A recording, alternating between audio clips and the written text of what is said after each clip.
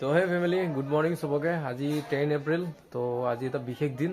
আমাৰ চিষ্টাৰ আৰু ব্ৰাদাৰ মহাৰ ল'ৰাজনে আৰু মাহী ছোৱালীজনী আজি ৰিজাল্ট দিব। আজি হ'ল 10 এপ্ৰিল। তো ভিডিঅ'ত চাগে দেখা পাইছে মামা ধৰা এতিয়া আহি গ'ল। আইতা তো আহি গ'ল ৰাতিপুৱা। দাদা ক'ত আছে?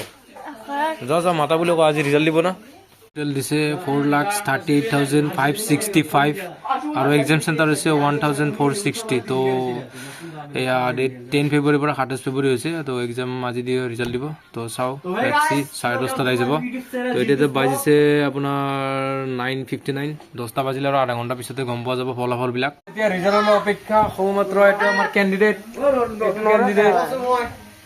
এইবিলাক আমাৰ ৰিজাল্ট লৈ অপেক্ষা কৰি আছে। এতিয়া টাইম হৈছে আপোনাৰ 10:06 আৰু আছে আৰু 20 মিনিটমান পিছত আহি যাব আৰু ৰিজাল্ট। ইয়েছ তলদান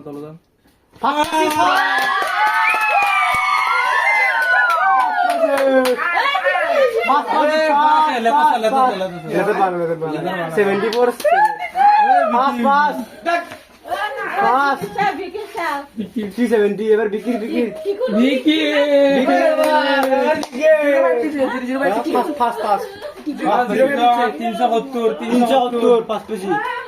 370 লাগে 370 বেশি কৰে